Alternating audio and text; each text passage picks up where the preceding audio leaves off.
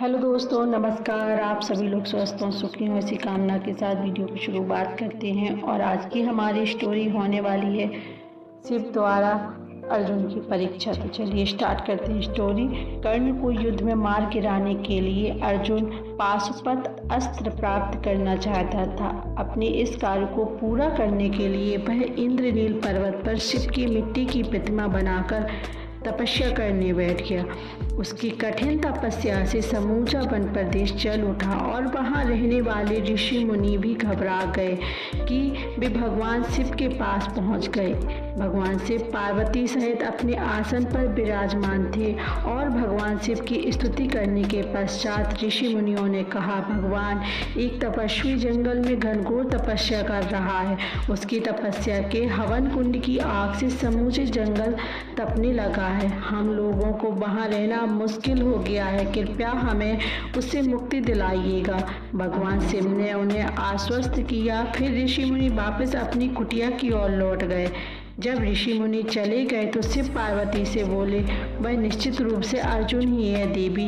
उन ऋषियों का अनुमान बिल्कुल सही है। पार्वती बोली, लेकिन वह कठिन तप किस लिए कर रहा है स्वामी? इसका पता लगाना चाहिए। आपने ऋषि मुनियों को आश्वासन भी दिया है। शिव बोले, वह पाशुपत अस्त्र प्राप्त करने के लिए तप कर रहा है देवी, और वह बिना पाशुपत प्राप्त किए वह अपना तप भंग नहीं करेगा। शिव बोले, हम वेश बदलकर उसके पास पहुंचते हैं। उसकी परीक्षा करेंगे कि वह पाशुपत अस्त्र धारण करने का अधिकारी है भी या नहीं। अगर वह अपनी परीक्षा में सफल होगा तो मैं उसे पाशुपत दे दूंगा। शिव और पार्वती दोनों ने वेश बदल लिया। शिव किरात बन गए और पार्वती किरात की पत्नी। शिव के गणों ने स्त्रियों का वेश धारण कर लिया। कुछ गण पुरुष वेश में ही किरात का वेश धारण किए उनके साथ चल पड़े। वे सब उस उपवन में पहुंचे जहां अर्जुन शिव की प्रतिमा के सम्मुख बैठा कठिन तप कर रहा था। निकट ही धरती पर उसके अस्त्र शस्त्र रखे हुए थे।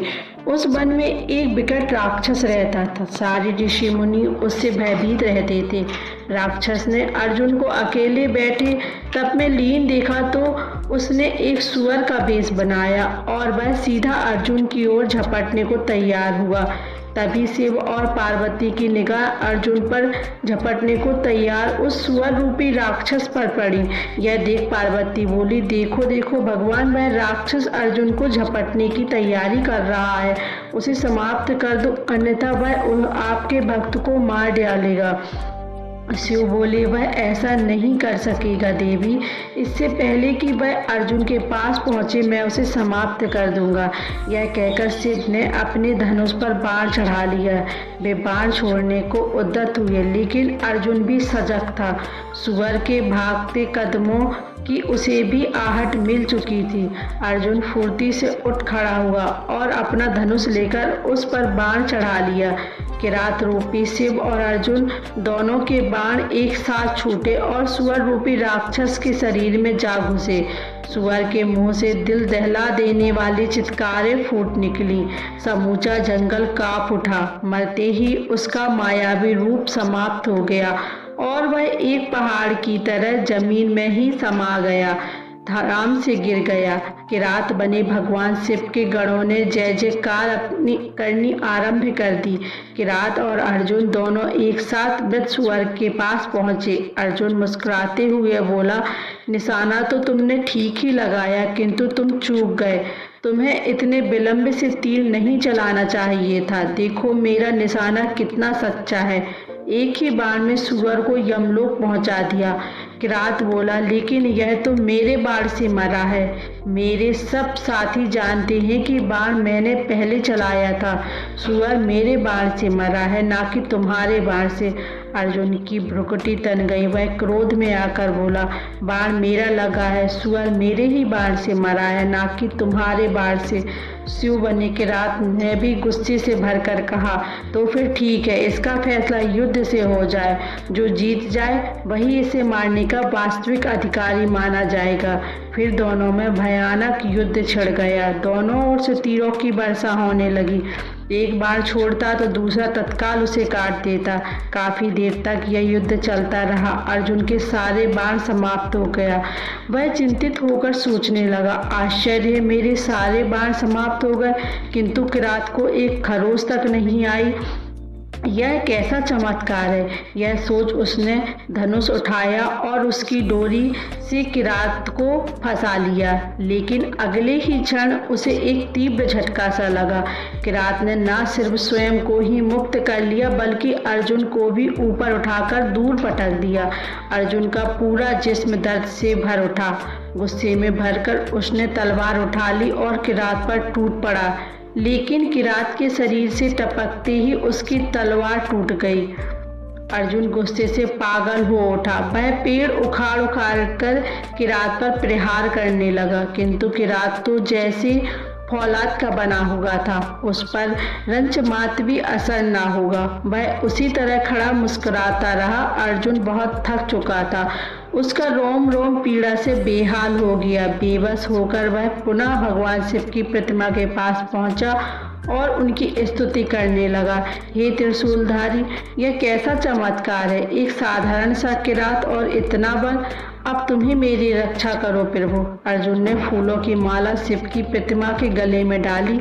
आराधना करते ही उसके शरीर में नवीन स्फूर्ति पैदा होने लगी। वह पुनः स्वस्थ होकर किरात की ओर बढ़ा। लेकिन अगले ही क्षण उसके आश्चर्य का पारावार न रहा। शिव की प्रतिमा पर उसके द्वारा चढ़ाई गई फूलों की माला किरात के गले में झूल रही थी। अर्जुन तुरंत समझ गया कि किरात कोई और न होकर स्वयं साक्षात शिव है। वह किरात के चरणों में गिरकर रुदे गले से बोला, मुझसे बड़ी भूल हो गई भगवान, मुझे निर्बुद्धि को क्षमा कर दे। मैं आपको पहचान नहीं सका था। अनजाने में ही मुझसे बहुत बड़ा अपराध हो गया। भगवान शिव अपने स्वरूप में प्रकट हो गए। उन्होंने अर्जुन की बाहें पकड़कर उसे उठाया और कहा, उठो पुत्र, तुम्हारी परीक्षा पूरी हुई। तुमने कोई अपराध नहीं किया है। किरात का स्वरूप मैंने तुम्हारी परीक्षा लेने के लिए धारण किया था।